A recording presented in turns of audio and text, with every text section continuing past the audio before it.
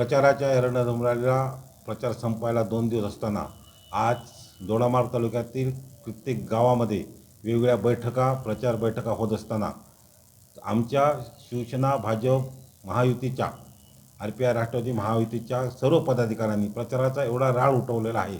गावागावामध्ये उत्स्फूर्त असा प्रतिसाद माननीय दीपकभाई केसरकर यांच्या प्रचारांना मिळत आहे।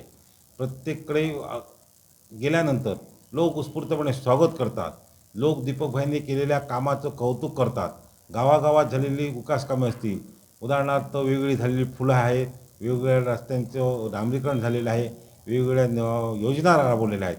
त्या योजनेचे लाभार्थी प्रत्यक्ष येऊन भेटून सांगत असतात की याचा परिपूर्ण काम हे जे दीपकभाईंनी केलेलं आहे त्यालाच आम्ही या ठिकाणी मतदान करणार आहोत।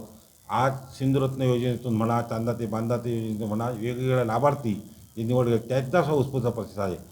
मला खात्री आहे दोडामार्ग तालुक्यामध्ये या निवडणुकीमध्ये सर्वाधिक मतं ही दीपकभाईंना या ठिकाणी मिळून त्या ठिकाणी आम्ही विजय प्राप्त करणार आहोत। एकंदरीत दीपकभाई प्रचार करत असताना दीपकभाईंनी गाव टू गाव डोर टू डोर प्रचार केलेला आहे, उत्स्फूर्त प्रतिसाद लावला आहे। जनतेमधून कशा प्रकारे भाईंना प्रतिसाद लागतो? आज देवळी दीपकभाईंनी गाव टू गाव बैठका घेतल्या। त्या बैठकांना लोकांची जी उपस्थिती होती ती उपस्थिती होती ती भरपूर उपस्थिती होती। त्या उपस्थितीवरून असं निदर्शनाला येतं की लोक स्वतःहून त्या ठिकाणी बाईंच्या भाषणाला त्या ठिकाणी उपस्थित होते, ऐकण्यासाठी उपस्थित होते। निर्णयाकडे महिलांनी तर उत्स्फूर्त असा स्वागत दीपकभाईंचं केलेलं आहे। जी लाडली बहीण योजना माननीय मुख्यमंत्री एकनाथ शिंदेने संपूर्ण राज्यात राबवली, त्या लाडली योजनेमधून आपल्याला लाभ मिळाला अशा सर्व महिला प्रत्येक या ठिकाणी उपस्थित होत्या आणि त्यांनी धन्यवाद व्यक्त केले आणि त्यांनी प्रत्यक्ष असं सांगितले की ह्या ऋणातून मुक्त होण्यासाठी आणि आमच्या या लाडली बहीण योजना कंटिन्यू पुढे राहण्यासाठी हेच सरकार महायुतीचं आलं पाहिजे आणि त्यासाठी या योजनेसाठी दीपकभाई इथून निवडून गेले पाहिजे असा निर्धार त्या महिलांनी केलेला आहे। आपण एकंदरीत प्रचार करत असताना विरोधकही प्रचार करतात, विरोधकांच्या प्रचाराला आपण कशा प्रकारे सामोरे जाल? विरोधकांचा प्रचारच कुठे दिसत नाही असं मी दोडामार्ग तालुक्यामध्ये पाहिलं। विरोधकांचा प्रचारच दिसत नाही। बैठका सभा दोडामार्गमध्ये कुठे झाल्या? त्यांच्या कुठेही बैठका सभा वगैरे झालेल्या नाहीत।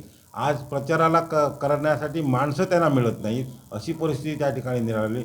एकतर विरोधक अपक्ष आहेत आणि पक्षीय उमेदवार आहेत, त्याच्या पक्षाच्या लोकसुद्धा त्या ठिकाणी सहकार्य करत नाही आहेत अशी गावागावात वस्तुस्थिती आहे। आणि अनेक ठिकाणी त्यांनी पाहिलं की हे पक्ष उमेदवार आहेत ते बाहेरून आलेले आहेत, बाहेरून आलेल्या पक्षाच्या उमेदवाराला इथे स्थान देणार नाहीत। कारण सावंतवाडी विधानसभा मतदारसंघातील एकमेव उमेदवार दीपकभाई आहेत, दुसरे उमेदवार कणकवलीचे आहेत, तिसरे उमेदवार माणगाव खोऱ्यातले आहेत आणि चौथे उमेदवार पुण्याचे आहेत। त्यामुळे स्थानिक उमेदवार दीपकभाई असल्यामुळे त्यांना उत्स्फूर्त असा प्रतिसाद मिळत आहे। आज विशाल परब यांनी पत्रकार परिषद घेतली आणि त्यांना ओव्हर कॉन्फिडन्स त्यांनी म्हटलं की 100% विजय, 100% नाही तर 101% विजय हा आपलाच होणार आहे। तर दीपक केसरकर महायुतीचे उमेदवार यांना आपण जनता घरी बसवणार असं त्यांनी म्हटलं, याबद्दल आपण काय सांगाल? कोण कोणाला घरी बसवतं हे खरं तर 20 तारीखला ठरवणार आहे, परंतु घरी बसवण्याचे वल्गना करणाऱ्यांनी एक विषय ध्यानात घेतला पाहिजे की तुमच्या किती दोडामार्ग तालुक्यातच तुम्हाला किती वोटिंग होतं हे आधी पहिल्यांदा तुम्ही तपासा। सावंतवाडी आणि वेंगुर्ला तालुक्यामध्ये तर त्यांना कोण विचारतच नाही आहे अशी परिस्थिती निर्माण झालेली आहे। आणि अशा माणसांनी अचानक या ठिकाणी येऊन 3-3 वेळा निवडून येणाऱ्या माणसावर असा आरोप करणे चुकीचं आहे।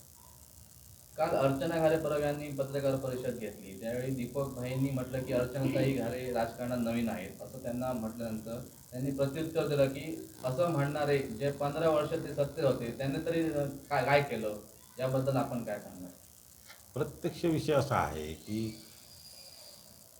निवडणुकीच्या निमित्ताने त्या संपूर्ण ह्याच्यात फिरल्या असती, परंतु निवडणूक लढवण्याचा अनुभव तर त्यांना याच्या अगोदर कुठलाही नाही। निवडणूक लढवण्याच्या दृष्टिकोनातून ती आजच उभी राहिली ना।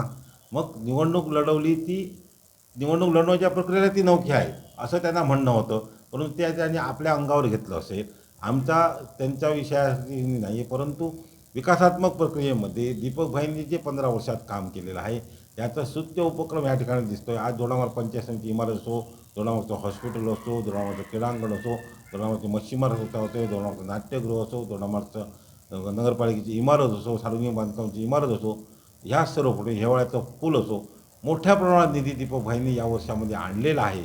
आणि याची प्रचिती उद्याच्या 20 तारीखला आपल्याला येणार.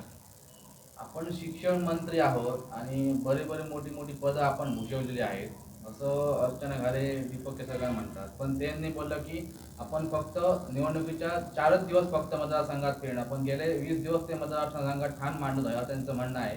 ही त्यांची पराभवाची नांदी आहे असं अर्चना घारे यांनी म्हटलं. याकडे आपण कसं बघा? कसं आहे माझ्या लोकांना, आपल्या मतदारांना आपण भेटणं, जास्तीत जास्त लोकांना भेटणं हा काही गुन्हा नाही आहे का. आणि दुसरा विषय असा आहे की महाराष्ट्राचं राजकारण करत असताना काल मुख्यमंत्री आले होते. मुख्यमंत्र्यांनी त्या ठिकाणी सांगितलं की संपूर्ण सरकारच्या संपूर्ण ह्या शिंदे सरकारमध्ये सर्वात जास्त हुशार आणि चाणक्य माणूस असेल तर तो दीपक केसरकर आहे. आणि त्याच्यामुळे मी या सरकारामध्ये प्रभावी असा काम करू शकतो. आणि सगळी ढाल म्हणून सरकारचे विरोधकांचे काय केलं ढाल म्हणून दीपक केसरकरांनी काम केलेलं आहे. याची प्रचिती या ठिकाणी मुख्यमंत्र्यांनी स्वतः दिलेली आहे. पण आमच्या मतदारसंघाचा आमदार जो आम्ही मत घालून निवडून येतो तो या राज्याचा सगळा कारभार करतो. याच्यात आम्हाला सर्व जनतेला अभिमान आहे ना, आणि हा अभिमान त्या ठिकाणी आम्ही दाखवून देऊ. आमचे दिवसभरातले सर्व अपडेट्स, ताज्या घडामोडी आणि थेट लाईव्ह पाहण्यासाठी सबस्क्राईब करा, लाईक करा कोकणचं नंबर 1 महा चॅनल कोकण 7 लाईव्हचं YouTube चॅनल.